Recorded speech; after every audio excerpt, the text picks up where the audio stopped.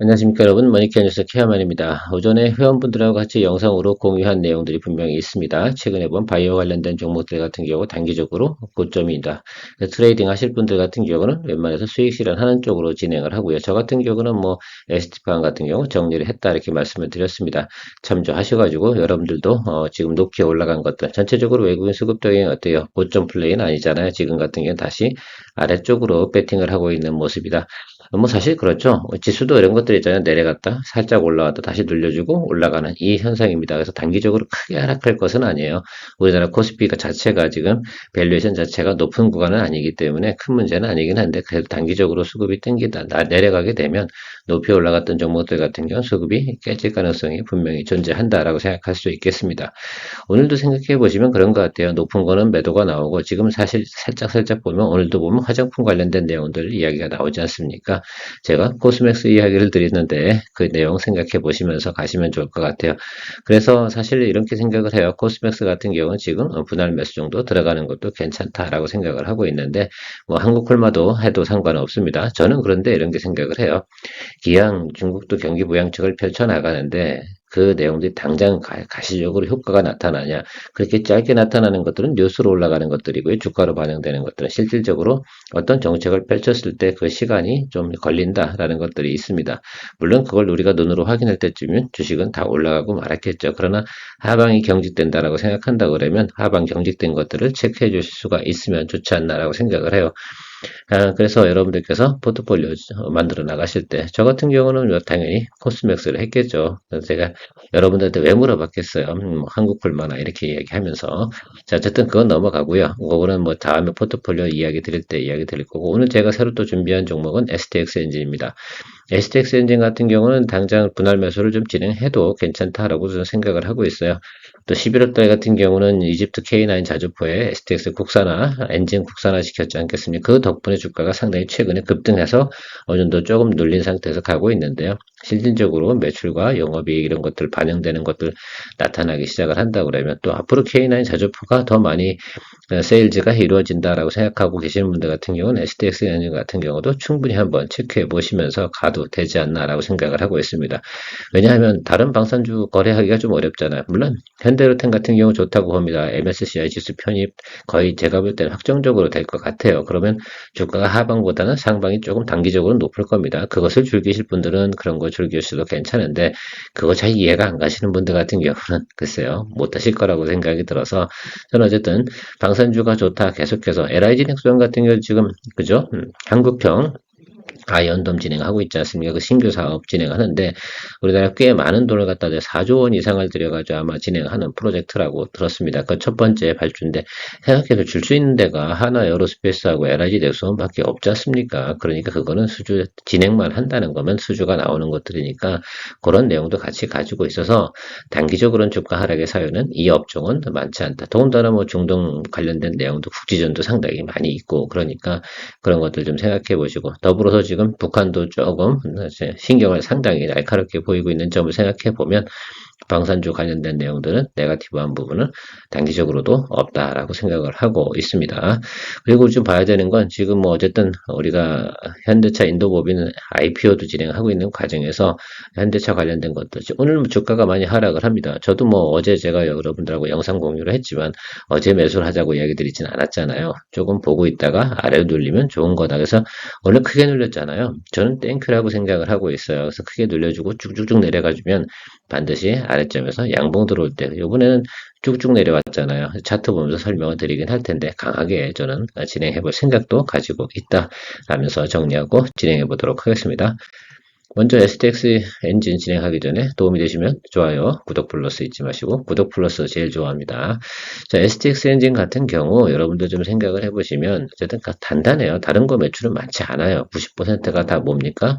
예, 엔진 관련된 내용인데 특히 이제 요거죠. 군수용 엔진 그 부분에 대해서만 생각하시면 저는 될 것 같아요. 그래서 여러분들 뭐 보실 때 뭐 전체 매출 차지하는 게 이거니까 포커스 보실 때 요거 아니면 주가가 올라갈 사유가 없거든요. 그래서 뭐 K9 자주포나 이런 것들이 앞으로 안 팔린다라고 한다 그러면 또 이 종목은 같이 또 꼬꾸라지겠죠. 그러니까 그 부분만 생각해 보시면 좋을 것 같은데 올해 이제 어쨌든 EPS 이렇게 EPS만 볼게요. 당연히 매출도 뭐 늘어난 건 맞겠죠. 이 부분이 2025년 이쪽 부분도 더 늘어날 가능성이 훨씬 더 높은 부분도 생각해 볼 수 있겠죠. 엔진 국산화라는 것들은 상당히 중요한 게 뭐냐면 다른 나라의 눈치를 보지 않고 우리가 자주적으로 수출을 해 나갈 수 있는 부분이 또 하나의 포커스라고 생각할 수가 있겠습니다. 그런 면에서 여러분들 한 번 더 생각을 해 보시면서 여러분들 투자 포인트 체크해 보시면 좋을 것 같고 머릿속에 상상을 해보면 좋을 것 같아요. 이렇게 이제 이집트에 공급하는 거, 중동에 공급하는 거 아니겠습니까? 그래서 이런 거 상당히 민감해요. 그래서 이런 것들 제재를 안 받고 하려고 그러면 기독교 쪽에서 있는 우리가 독일 엔진을 사용을 했다고 가정을 해보자고요. 문제가 좀 될 수가 있습니다. 중동에 공급하는 것들은. 근데 우리가 시장이 어디가 좋은 거예요? 중동 시장이 또 괜찮은 거니까 그런 부분들도 생각해 볼 수가 있겠습니다. 실제로 매출이나 영업이익 부분, 글쎄요, 이거 생각해 보시면 뭐 4분기가 나쁘지 않습니다. 예상치가. 3분기보다 나쁘지 않으니까 지금 사실은 이쪽 관련된 부분은 시장이 긍정적이니까 좀 자꾸 가자라고 생각해 볼 수 있고 영업이익이나 이런 것들도 생각을 한번 해보자고요. 이익률도 상당히 크게 증가하고 있는 거. 이 부분들이 앞으로는 또 어떻게 되면 밸류에이션을 좀 더 윗단으로 또 평가받을 수 있지 않나라는 것들을 좀 생각해 볼 수가 있겠습니다. 최근에 본 뉴스 때문에 올라온 부분 때문에 너무 신경을 안 쓰셔도 되겠다라고 생각할 수가 있겠고요.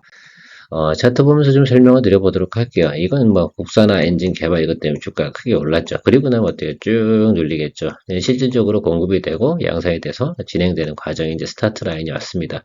이제 11월부터 공급이니까 그 이슈 받아줘야 되지 않겠어요? 지금 많이 올랐다고 생각하진 않고요. 제가 생각하는 것들은 여기서 우리가 조금만 보더라도 사실 지금 2만 원 선 아니겠습니까? 그래서 23,000원 이상만 간다고 해도 우리가 충분히 뭐 하겠어요? 예, 우리가 원하는 수익은 충분히 된다라고 생각할 수가 있겠습니다. 다운사이드보다는 지금 이 종목 같은 경우는 업사이드가 많아요. 다만 스몰캡이니까요. 여러분들 거래하실 때 항상 그 수급 현황이나 이런 것들을 자주 체크해 주시면서 가면 될 것이다라고 생각을 하고 있습니다. 이 구간에서 조금 최근에 보면 이제 시장 수급이 조금 안 좋아서 조금씩 뭐 주춤했다 놀래갈 수 있다라고 생각을 할 수 있는데 아래로 가든 뭐 위로 가든 뭐 상관없다 생각하고요. 이 구간 안에서는 제가 볼 때는 충분히 분할 매수 해주고 잡아가도 될 것 같다라고 생각해요. 한 번에 훅 들어가서 뭐 세게 가실 분들은 세게 가셔도 된다라고 생각을 할 수가 있겠습니다. 제가 보는 과정에서는 뭐 충분히 우상승 파형을 가지고 있는 형태이기도 하고요. 수급도 나쁘진 않습니다. 스몰캡 치고는요. 어쨌든 전체적으로 지금 방송 관련돼서는 사람들이 네거티브하게 볼만한 이유는 없기 때문이다 라고 말씀드리도록 하겠습니다. 현대차 관련돼서 우리가 관련주를 좀 체크해 보긴 해야 됩니다. 그리고 사실은 뭐 이 종목이 뭐 나쁘다라고 생각하면 최근에 뭐 리포트가 나오면 당연히 3분기, 4분기 뭐 이렇게 가이던스가 좋지 않은 거 제가 다 이야기 드렸잖아요. 어제도 제가 여러분들에게 가이던스 표를 드렸습니다. 그래서 사실 항상 보면 우리가 이 종목은 원래 기본적으로 투자하는 시점이 언제입니까? 예, 1월 한 말쯤이나 구정 전후에서 매수를 해서 2분기 이렇게 가는 과정에서 가장 좋은 퍼포먼스를 나타내는 종목이면 틀림이 없어요. 다만 그런데 지금 같은 경우는 내년도에 가지고 있는 것들 밸류 프로그램 가지고 있고요. IPO가 있습니다. 그 부분은 주가에 분명히 반영될 내용은 충분히 있어요. 그래서 우리가 추세적인 상승을 한다는 게 아니라 내려왔으면 어떻게 돼요? 반등이 올라오는 그런 부분들을 우리가 단기적으로 노려보고 갈 만하다. 지금 같은 상황에서는 수급 현황이나 내용들이 그렇게 되는 것이면 틀림없어요. 어쨌든 우리가 지금 2분기 피크시 있고요. 3분기, 4분기 좋지 않습니다. 이 파형을 갈 거라고 생각을 하고 있어요. 그러면 저는 이때보다 뭐 글쎄요. 상태가 나쁘겠습니까? 그렇진 않다고 생각이 들거든요. 저는 여기 왔다고 생각이 들어서 여기서 그냥 양봉 보이면 저는 매수할 생각을 가지고 있습니다. 그래서 여러분들도 한번 생각을 해보시면 좋을 것 같아요.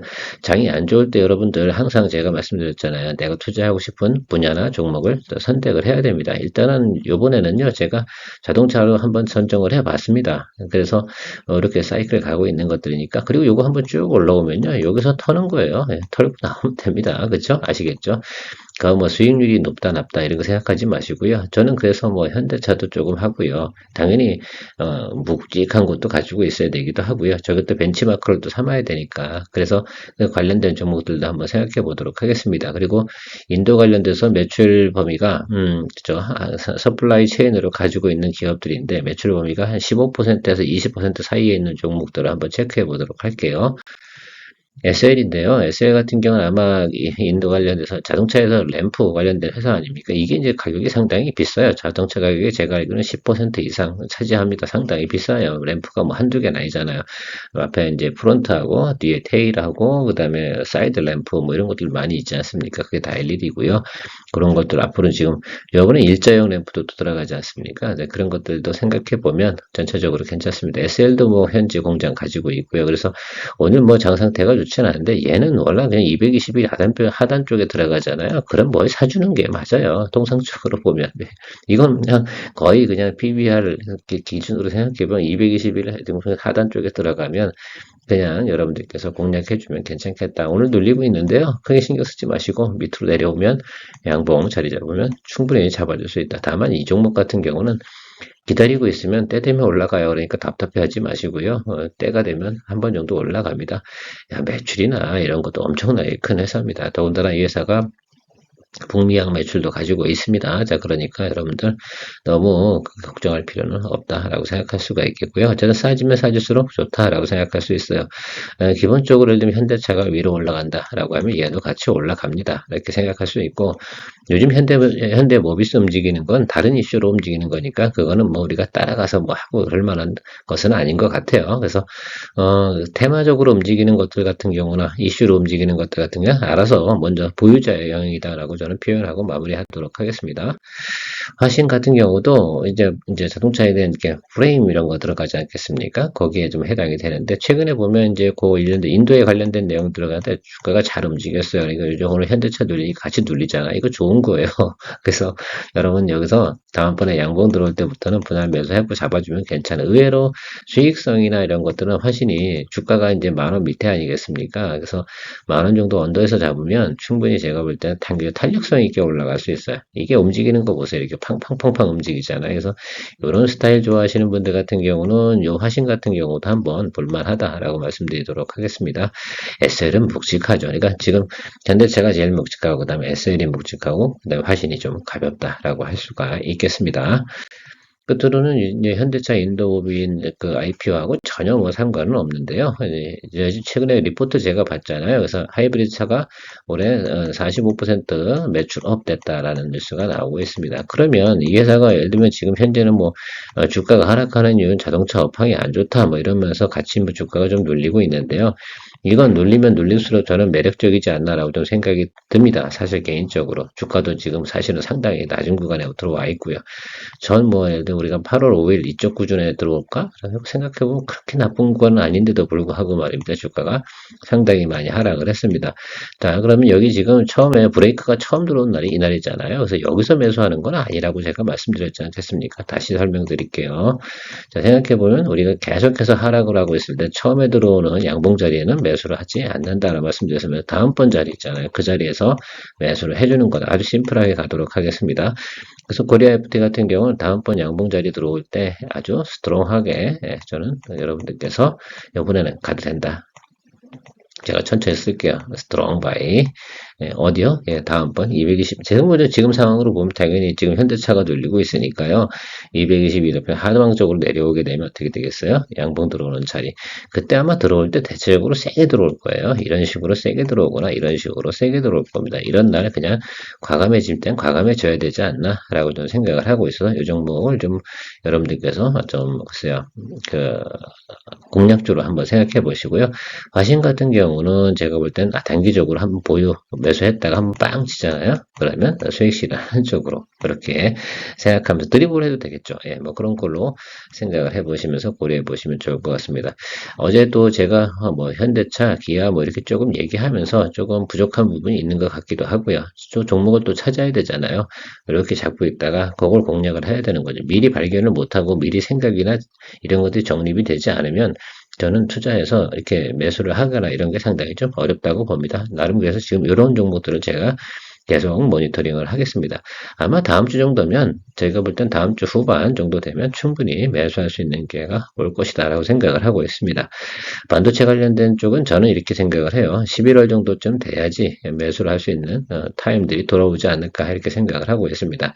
내년도도 새로운 희망과 포부를 가지고 또 진행하는 내용들이 분명히 시장에서 돌 거라고 좀 생각이 드는데 단기적으로 보면 지금 어쨌든 달러 강세 구간입니다. 그러니까 지금은 수익이 나길 바라기보다는 평균 매수 단가를 대체적으로 포트폴리오를 대부분 수익 난 건 정리를 했잖아요. 저도 지금 오늘 여러분들 한 10종목 정도 오전에 포트폴리오 종목 리뷰하면서 두 종목 정도는 제외하고 나머지는 계속 평균 매수 단가 조절을 하지 않겠습니까? 자, 바로 그런 부분이라고 저는 생각을 하고 있어요. 지금은 해야 되는 거는 뭐다? 평단 조절을 하고 있는 것들을 하고요. 평단 조절이 할 수 있는 그런 상태에 있는 것들, 이런 것들 같은 경우는 평균 매수 단가 조절하면서 때를 기다리는 것이 중요한 시점이고, 그리고 나서 이제 현금이 좀 남는다라고 하면 신규 종목을 또 찾아 나서야겠죠.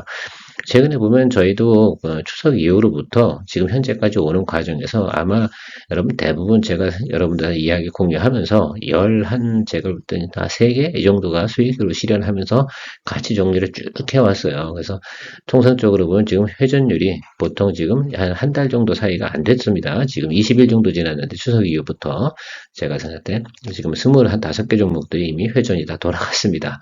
또 새롭게 또 가는 것들이죠. 그렇게 진행을 하면서 가고 있으니까 여러분들도 아마 그렇게 스윙 거래는 뭐 그렇게 하고 가는 겁니다. 경우에 따라서는 좀 오래 가는 것도 있고 그렇지 않은 것도 있긴 한데요. 전체적으로 최근에 보면 또 제가 이런 경우도 있었어요. 조금 짧게 자꾸 배팅을 하는 경우도 있었지 않습니까? 그 이유 중에 하나는 상태가 안 좋으면 바로바로 하는 거 7%뭐 어떻고 5%뭐 어때요? 또 손실도 마찬가지입니다. 꼭 내가 손절 라인을 정해놔야 되는 거냐? 그건 아니잖아요. 오늘처럼 예를 들면 바이오 시그널 안 좋아. 그럼 일단은 비중을 낮추든가 부담이 되면 그죠. 수익 난 거에 내가 커버할 수 있으면 그 비중을 낮추는 쪽으로 가야 되거나 아니면 정리하고 또 새롭게 시작하는 그런 설득을 할 수 있는 연습들을 빨리빨리 생각을 해보시면 도움이 되실 거다라고 생각하고 있습니다. 오늘도 머니케어 뉴스 리포트 맛집 케어맨 많이 사랑해 주시고요. 좋아요, 구독 플러스 잊지 마시기 바랍니다. 케어맨이었습니다.